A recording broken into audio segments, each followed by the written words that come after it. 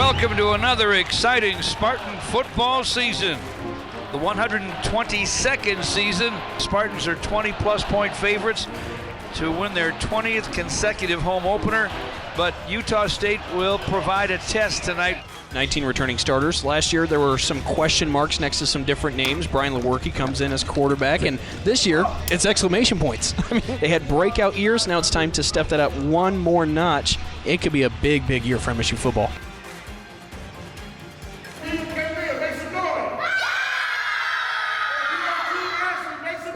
Start behind the black line.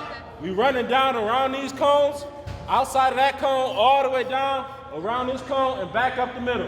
The next person in line cannot go until your hand is tagged. Hey, this team, y'all ready? Yeah! That's all right, that's all right. This team, y'all ready? Yeah! One more time, this team, y'all ready? Yeah! This team, is y'all ready?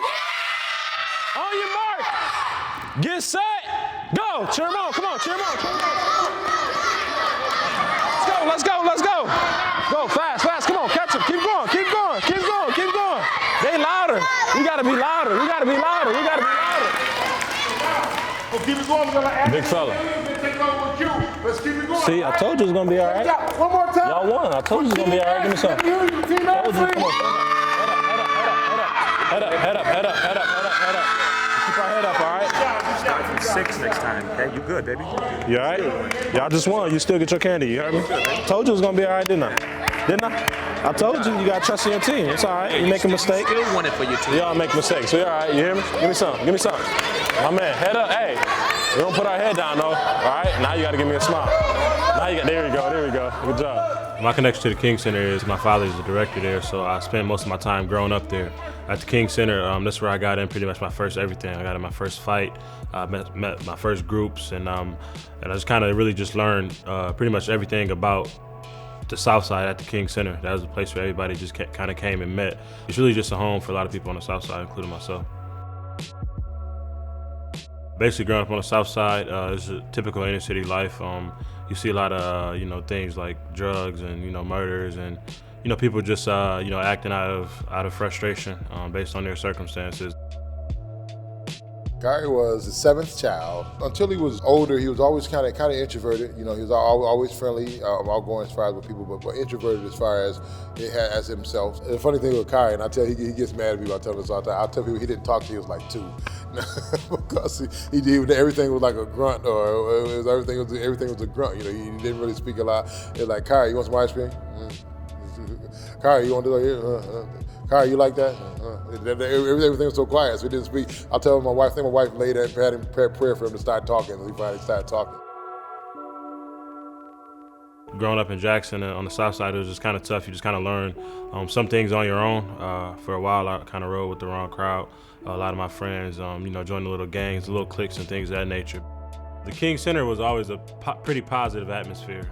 That's how my dad tried to keep it. It's just a place where people can come for free and either play basketball or throw around the football or just kind of do something. So the King Center was kind of like a safe haven for the South Side. When you go out pretty much outside the gates of the center, you're pretty much on your own.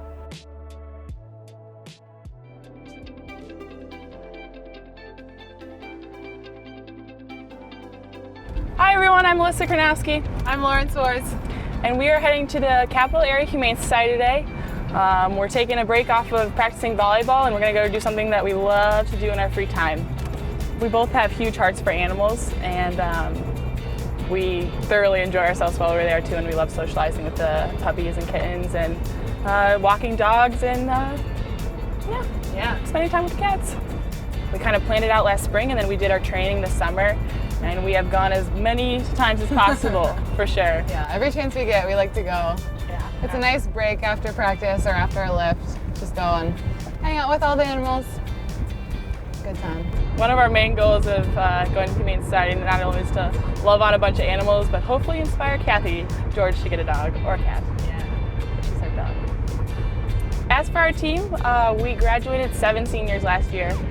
And most of them were starters. So Michigan State Volleyball is going to have a new look this year, but a good look, and that's for sure. Our freshmen came in a few weeks ago, and they look good, and The rest of us kind of oldies have been working really hard all through spring to form new relationships and create a system that we think is going to be really successful in the Big Ten. Is this our exit?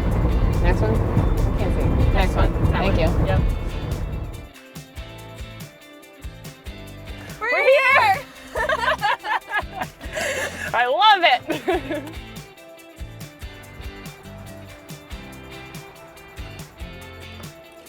Well, the first thing we like to do here is see if there's any FIV cats, which means it's like HIV in humans. So it just means the cats get diseases easily, so we have to pet them first. So we wash our hands before then, and then we see if there's any of those cats here. So let's go.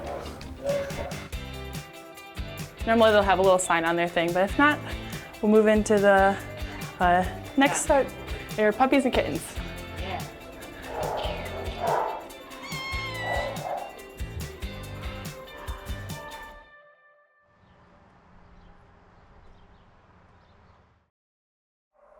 Hi, yes. Okay, I'll play with you.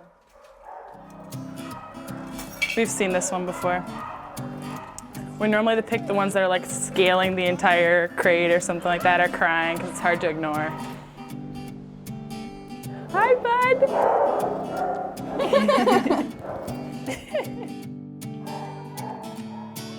It's really important to interact with all these animals before they get homes, just so they're socialized and they can better adjust to their homes when they get adopted, so they're not as scared with all the new people that they're around in the new environments. Next we'll probably go to the dogs. We can walk some dogs. We normally check if there's any ones that like to be active or like to run. And we'll take them kind of on one of the paths.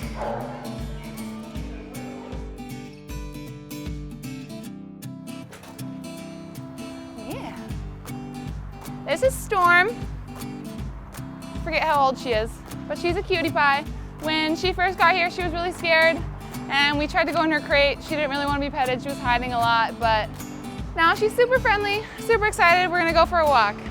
Let's go. She's been here a couple weeks now. Yeah.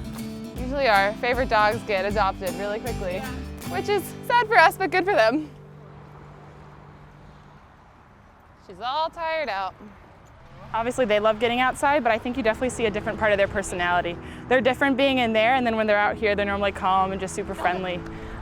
So we love kind of building relationships for their stay here, but it's definitely nice to see them out because they're different. A good different.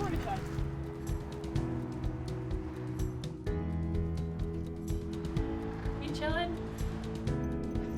Yeah,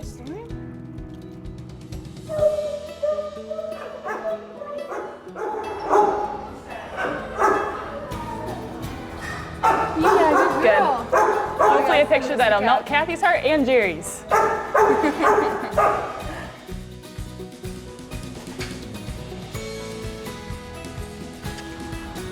Send it to Kathy. Storm hopes you had a good day recruiting. We had a great day here at the Capital Area Humane Society. We so much enjoyed loving on some of the animals here. But now we're gonna head back to practice. So see you guys later. Bye.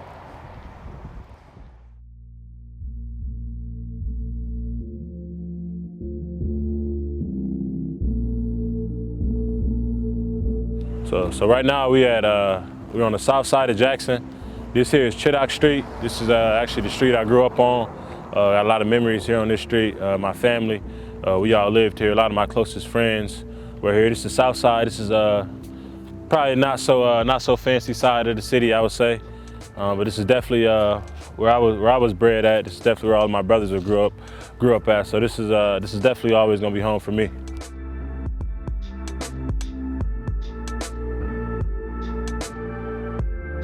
Growing up on this block, it was a lot of kids older than me. A lot of people a lot older than what I was, so I grew up playing with a lot of older kids, and my brother's friends and things of that nature. So it was fun. It was a great experience for me. Not all was great. So this house right here is actually was our first family house. I remember my room was here in the top left. It was actually 4 of our rooms. So it was 4 of us to a room, 2 sets of bunk beds, and my mom, she worked hard for. We moved out of this house when the guy got killed in our front yard. The first initial action is you want to make sure everybody's okay, make sure everybody's fine. My wife, when she heard the gunshots, she had the children, lie on the floor, nobody move, get around. But if she hadn't been there, the children probably went to that door to look outside and see what was going on. And so your first concern is always fear, to make sure you're safe.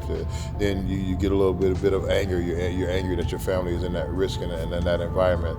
And then you have to look inside yourself and see what's the best situation you can put your children in to give them their best chance at life, give them their best chance to be successful. Yeah, the thing I remember the most about the shooting on Chittock Street was just a lot of police lights. It was cars lined up all down the street. It was a guy in our front yard. I know my mom was out talking to police officers and stuff like that. And my older brother Xavier, he kind of pretty much just as I was seeing it, he was looking out the window with me, and he kind of took me by the shoulder, like, okay, come on, let's just go to sleep. Everything kind of gonna be all right. When my father got home, we kind of noticed that he was kind of upset and kind of disgusted. We had made a conscious decision to move them to a private school. So Jackson Lumen Christi was the high school that we had chosen. And for us, with having a large family, the atmosphere, the teacher to student ratio, different things like that was very, very important for us. We want to put them in a position so they would have any type of advantage or edge we can give them in life to be successful. I was mad. I did not want to go. I remember I showed up at orientation, and I was just looking around. I was just like, there's no way I'm gonna last with all these kids here. I cannot do this. I was so upset. Yeah, I was very, very upset.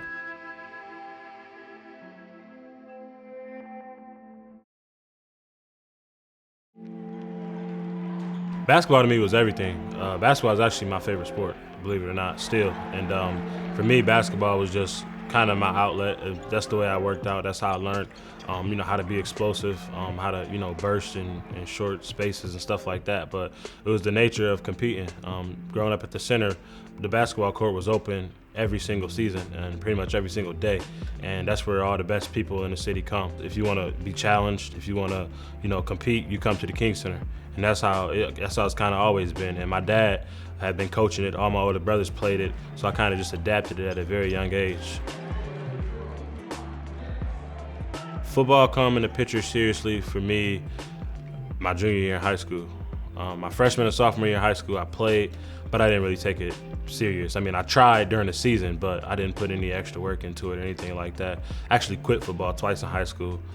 After my freshman year, I didn't come out till halfway through the season of my sophomore year. I ended up getting moved up to varsity, had a pretty good year, and then I quit again because I began, basketball recruiting began to pick up, and so I didn't really want to play.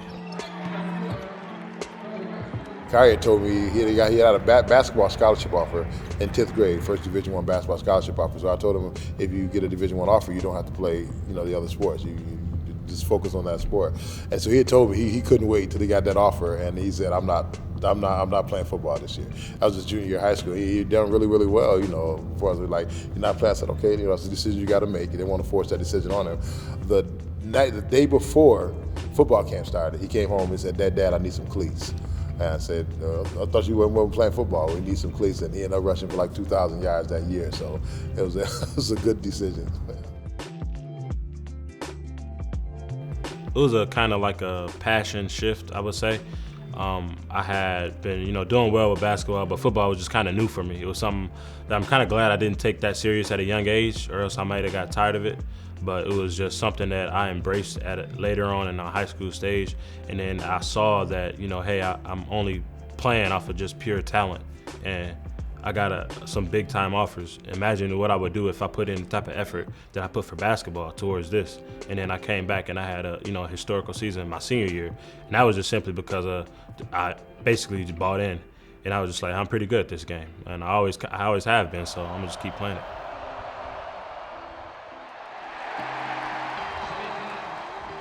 I knew that I was going to Michigan State as soon as I met Coach Antonio. I always wanted to go here to play for Coach Izzo, but I basically ended up just shifting, and Coach D to me was that guy. I always liked the underdog mindset coming from a smaller city, and at that time, that's the mindset that they had. And that's something that my dad taught me, that's something that my coach taught me, and it's something that Coach D embraced within me. And I feel that he just continued to add fuel to the fire all the years that I've been here, just because he doesn't take anything from nobody. And I feel that I'm not gonna take it either, you know, regardless of what I do off the field. You know, in the sport of competition, if you're the underdog, if they don't, you know, expect you to win, then you take it personal, and you go out and perform, and you work in the off season for that challenge. You caught her! You caught her! You caught her, baby! That's my man! That's my man! Give me some! When you talk to them at 9 and 10-year-old, their dreams are just like the dreams of people, I don't care wherever you go, from the richest community to the poorest community. The difference is some type of way of life kind of snuffs that dream out sometimes if there's nobody there to cultivate and to do that. So when you've grown up and you've seen that, when you've seen guys that just like he aspired to go to Michigan State in 7th grade, there are other guys that aspire to do different things. But sometimes without the proper things around you, you don't have those opportunities to pursue and to develop the way you need to develop to achieve those dreams. Khari's from Jackson, Khari's from King Center. He's from right here. I understand what it takes for him to do what he had to do. If this is what you say you want to do, this is what it takes to be involved at some level. Go, go, go! Y'all gotta keep cheering! Y'all gotta keep cheering! I want to be a guy that, you know, people can look to years on the road and say, you know, use your platform, not exactly the same, but in a way that guy used his platform. So I definitely want to make Jackson, my parents, my brothers and sisters, and every kid that's looking up to me, I want to make them proud. I don't want to just be here. I want to be effective in the way that they can look up to and say, yeah, he did it, and he did it the right way, and he did it to the best of his abilities. He was successful while doing it.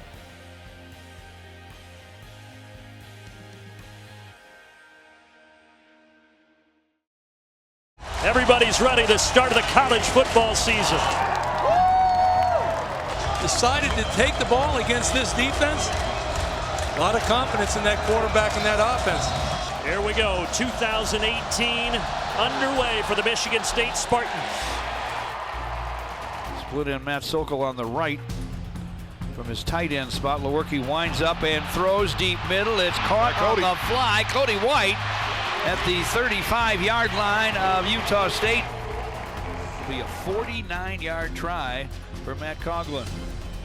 It is long enough and good. Helps the Spartans there with a career-high 49-yard field goal. Brian Lewerke in the shotgun. L.J. Scott to his left. The snap back. Lobs it left sideline. Felton Davis with a fingertip catch. And it's first and goal. What a grab. Brian Lewerke will hold. Here's the put down. Kick is in the air, and it is good. Darwin Thompson in at running back, but there's a lot of pressure on Jordan Love. Hit as he throws. It's picked off. The Spartans get the interception. It's Khari Willis coming back across midfield. Those sudden change plays, this time underneath to Scott. Trying to set up a screen inside the 30, the 20, and pushed out around the 10-yard line. Wide side left. Felton Davis to the right. Lewerke has LJ to his right. Shotgun snap, not a lot of pressure this time. Over the middle, back into the end zone. Leaping grab made by Cody White. Touchdown, MSU. The Spartans take the lead. The clock is inside of 90 seconds left in the first half. Lewerke into the hands of Stewart. Down to the 16-yard line. Snap back to Lewerke under some pressure. Steps to his left, throws left side of the end zone. Look at that. What a grab by Felton Davis. Touchdown, MSU. The late touchdown by Michigan State will give them the lead into the locker room.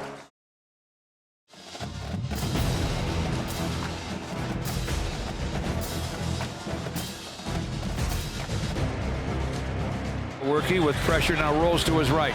He can run with the ball. He's at the 25 and now the 30. Lewerke 35. Brian Lewerke out close to midfield. It's Hayward still in the backfield. And Connor Hayward with some space. Inside the 5. Touchdown, Connor Hayward. First rushing touchdown of his Michigan State career. 58 yards on that drive, all on the ground for the Spartans. Short drop on first down. Oh, man, that was Throws, really it's good. picked off. It's picked off by Gage Ferguson. Ferguson will go untouched right back into the end zone. Utah State, they just scored 10 points in 14 seconds. Lucas is on the wing on the right. End around, hand off to Darryl Stewart. Stewart turns it upfield. Darryl Stewart inside the 20. This will be a 24-yard field goal try for Coughlin. It's down, it's up, and it is good. Michigan State 30, Utah State 24. So Utah State with an opportunity here to take the lead. Love, hands off, touchdown, Darwin Thompson. Virtually untouched. It's not time to panic, but there's a sense of urgency. Shotgun snap to Brown Lewerke. Looks left, looks right, turns back and throws it left. Wow! Felton Davis with a falling down grab. What a catch at the 20-yard line of Utah State. Shotgun snap. Lewerke runs to his right. Last second toss to Connor Hayward. He's going to the end zone. He dives, he scores. Touchdown, MSU. 2 minutes to play. And the Spartans take the lead. And they're going to go for 2 to make it a 7-point game. Straight eye behind Lewerke. Play fake. Yes. End zone toss. Caught by Felton Davis. 11th ranked team in the nation. Their backs a bit against the ropes. Batted in the air. Intercepted. It came down into the hands of the junior Joe Bocci. The Spartans have shut down Utah State with their defense. And they go crazy in East Lansing.